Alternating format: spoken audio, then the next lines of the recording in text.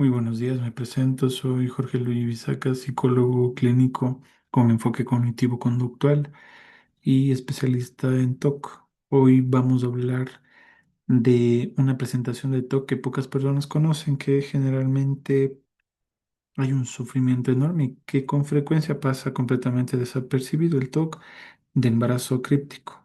Hoy vamos a explorar cómo funciona, cómo se diferencia de otros cuadros y cuál es el camino clínico hacia la recuperación. ¿Qué es el TOC de embarazo críptico? Es un subtipo de trastorno obsesivo compulsivo en cual la persona experimenta un temor persistente, intrusivo y paralizante de estar embarazada sin saberlo.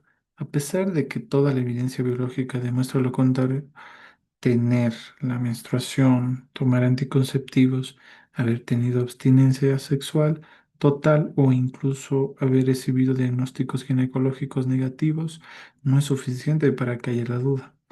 Y eso no ocurre porque la persona sea irracional, ocurre porque el TOC tiene la capacidad de secuestrar la evidencia médica y volverla invisible ante la mente. Este trastorno con frecuencia se dispara por la explosión a medios de comunicación, noticias virales sobre embarazos no detectados, series de televisión que instalan una vulnerabilidad cognitiva, especialmente en personas que hay una predisposición al TOC. El cerebro con TOC funciona como un algoritmo de confirmación sesgada. Toma cualquier estímulo, por más neutro que sea, y lo interpreta como una señal de que el embarazo podría ser real. Esos detonantes se clasifican en tres grupos: los fisiológicos, donde el cuerpo se convierte en una fuente constante de amenaza; fluctuaciones hormonales normales; distensión abdominal transitoria después de comer; o falsas percepciones de movimientos internos. Los ambientales, como ver mujeres embarazadas en la calle o recibir anuncios de pañales en el celular, que el TOC interpreta como señales del universo.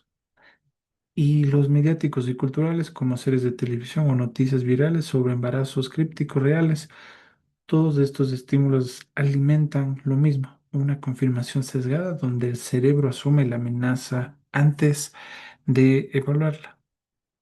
El bucle que vive quien padece este TOC sigue una secuencia precisa y agotadora. Todo comienza con el estímulo o intrusión. Siento el estómago inflado, estaré embarazada de 8 meses sin saberlo.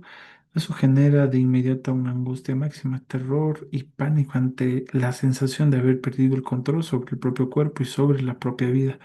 La mente entonces exige certeza y la persona ejecuta la compulsión. Hacerse pruebas de embarazo, revisarse constantemente frente al espejo buscando cambios en el abdomen o buscar seguro en personas cercanas. La prueba da negativo.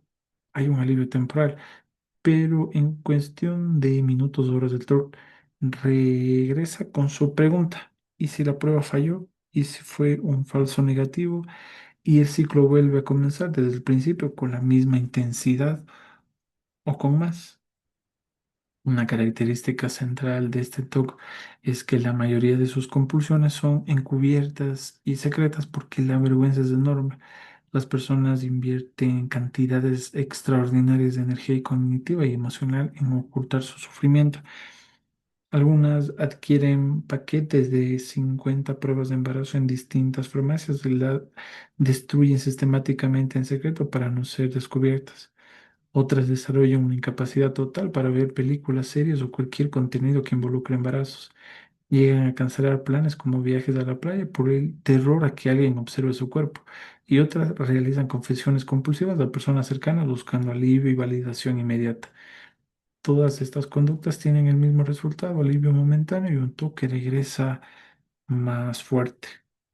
Una de las preguntas clínicas más importantes en este cuadro es distinguir el TOC de embarazo críptico de un trastorno delirante o psicótico.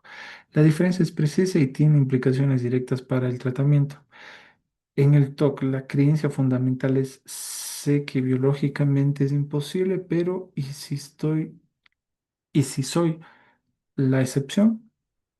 Es una duda obsesiva, no una convicción absoluta. La persona realiza pruebas para aliviar esa duda y experimenta un terror ego distónico. Sabe que el pensamiento es irracional, aunque no puede detenerlo. En el trastorno delirante, en cambio, hay una convicción absoluta e inquebrantable. Estoy embarazada.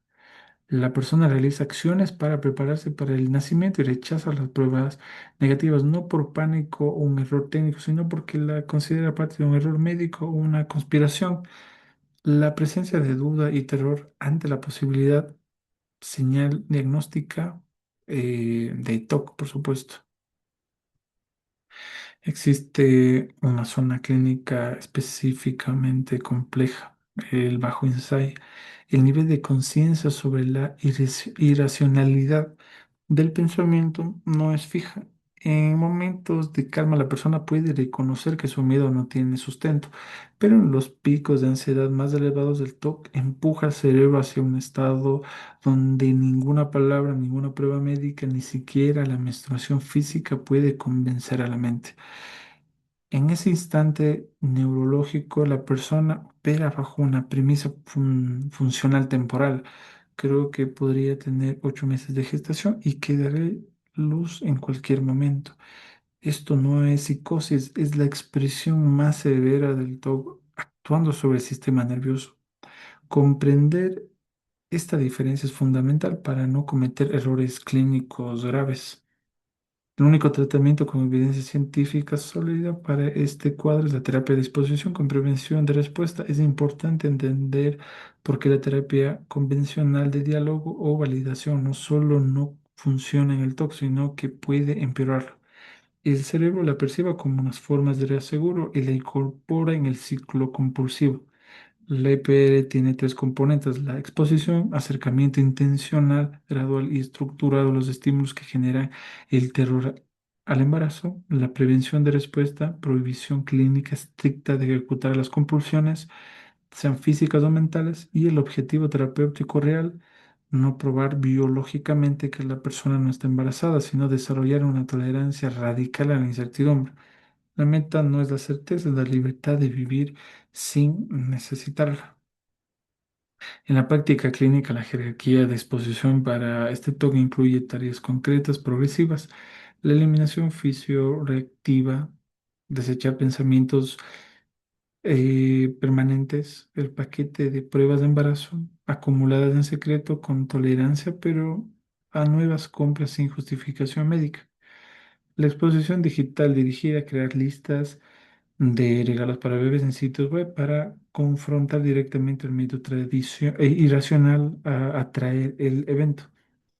La supresión de monitoreo corporal, prohibición absoluta de revisarse el abdomen frente al espejo o buscar confirmación visual en otras personas.